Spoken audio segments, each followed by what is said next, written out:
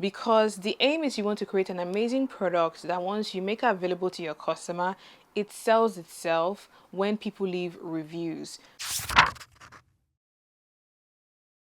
Hello K-Divas and welcome back to the channel. This video is going to be a step-by-step guide on how to create your own digital products and sell them on the internet.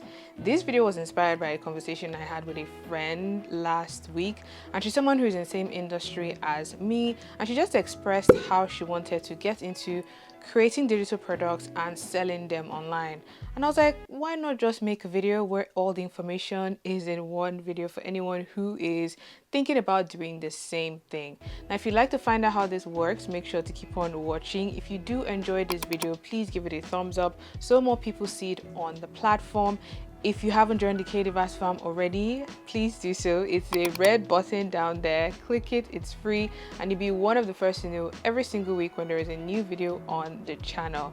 With that out of the way, let's get straight into the video. As usual, outfit of the day, I am wearing this, I don't know if it's you can call it copper metallic shirt. This is actually a gift from my mother-in-law, so I don't know where it's from, and I've just worn like a neutral vest underneath that. Earrings I have chosen in a similar colorway. The earrings are from Lovisa, I think that's what the brand is called. Same wig I wore last week, and today I'm just channeling boss chic boss babe, and I'm so here for it.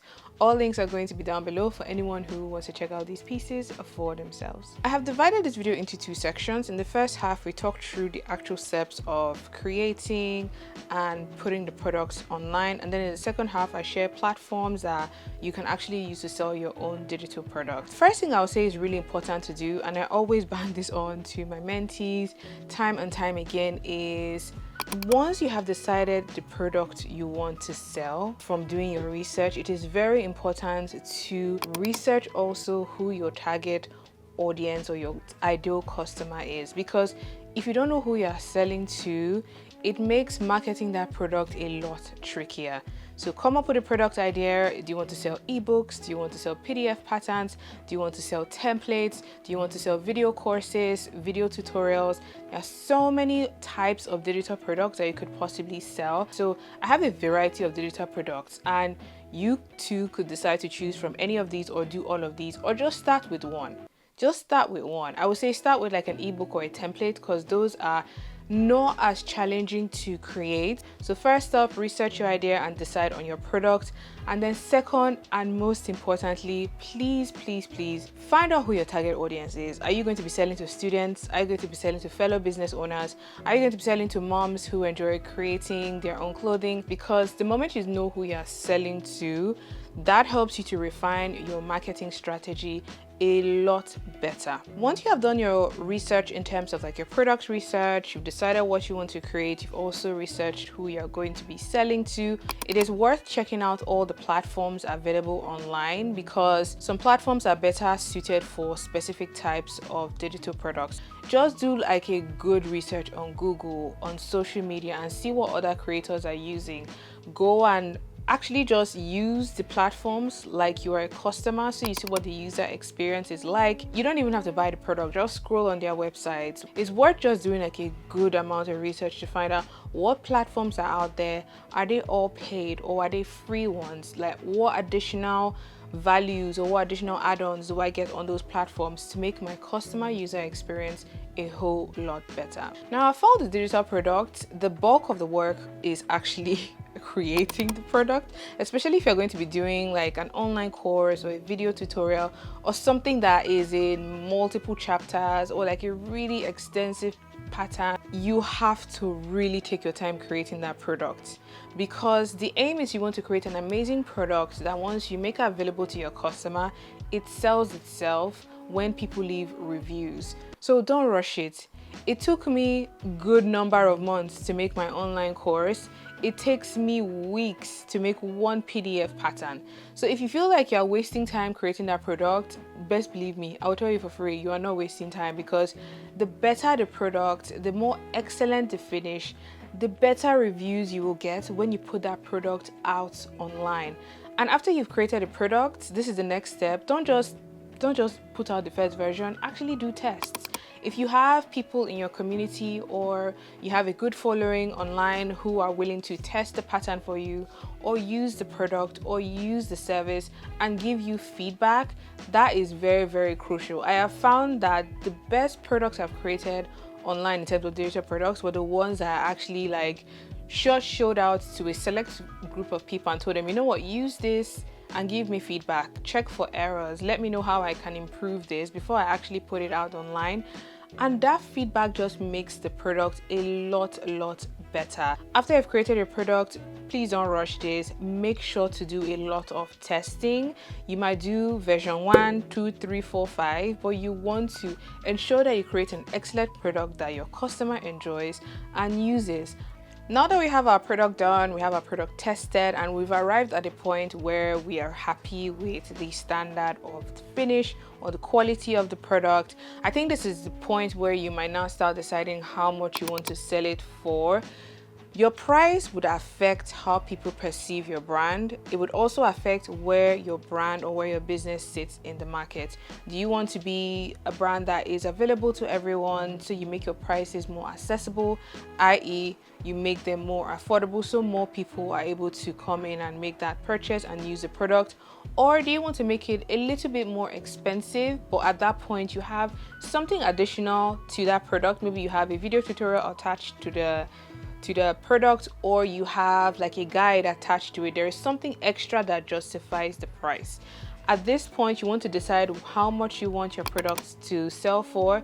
If you don't even know how much you want to sell it for, what I always tell people to do is see what your competitors are selling their products at. Like someone in your industry, someone around your level in terms of like how long they've been in the business for.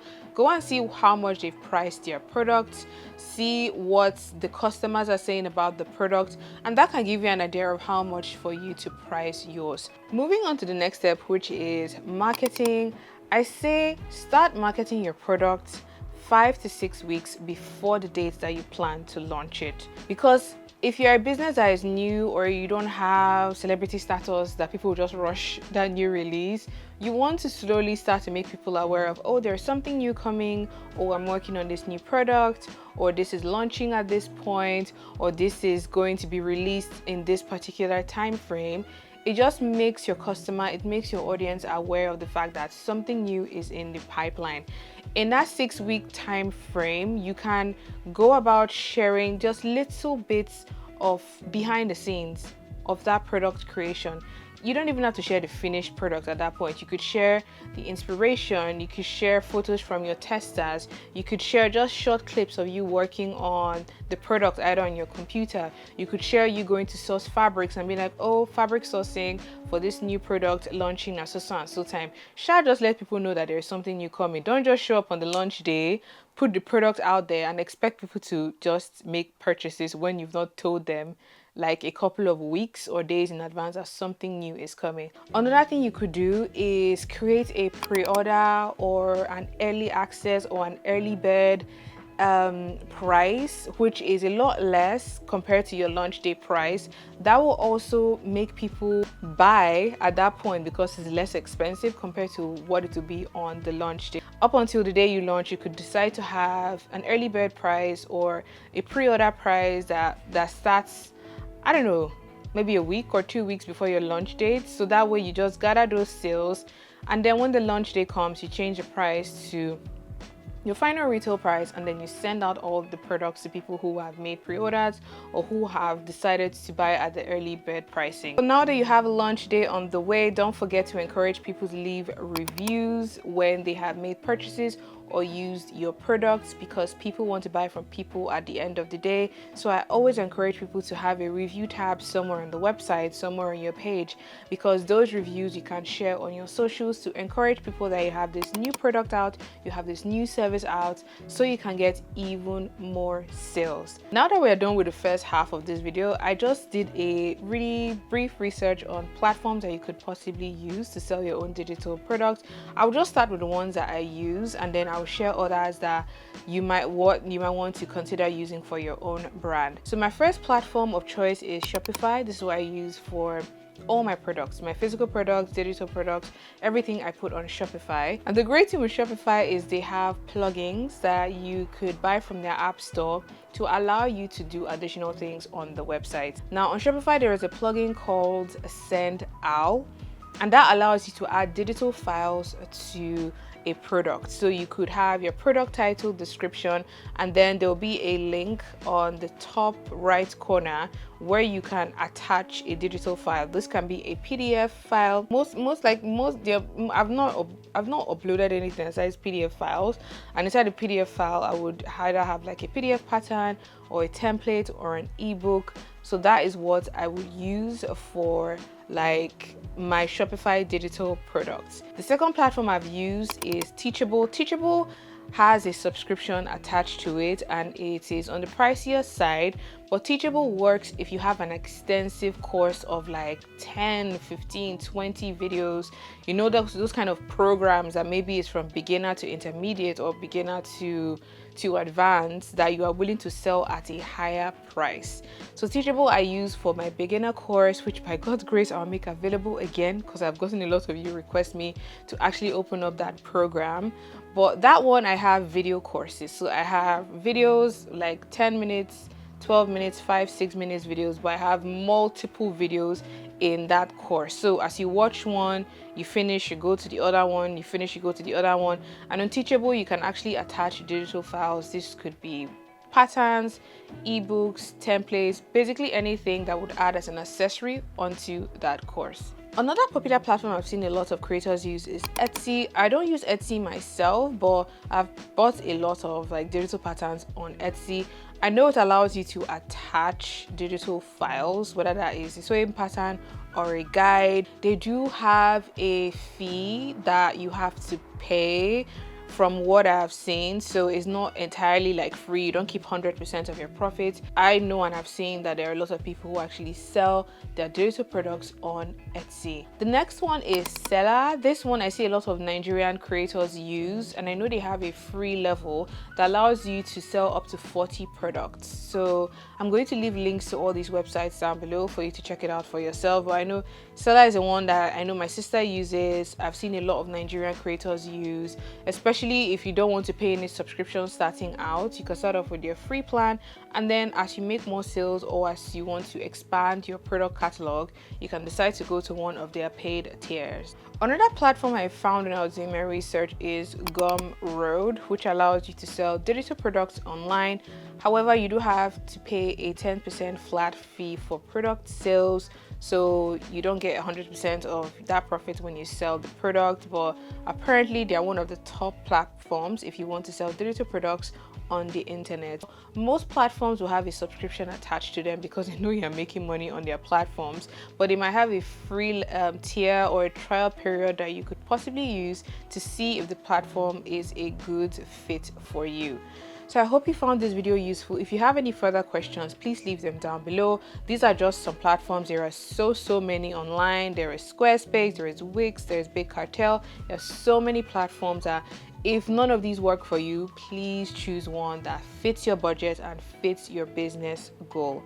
If you enjoyed this video, do give it a thumbs up. Leave any further questions, ideas, or possibly video concepts we could explore in the future in the comment section down below, and we could make that happen in coming weeks or months. Until next time, have a good morning, afternoon, and evening wherever you are. Bye.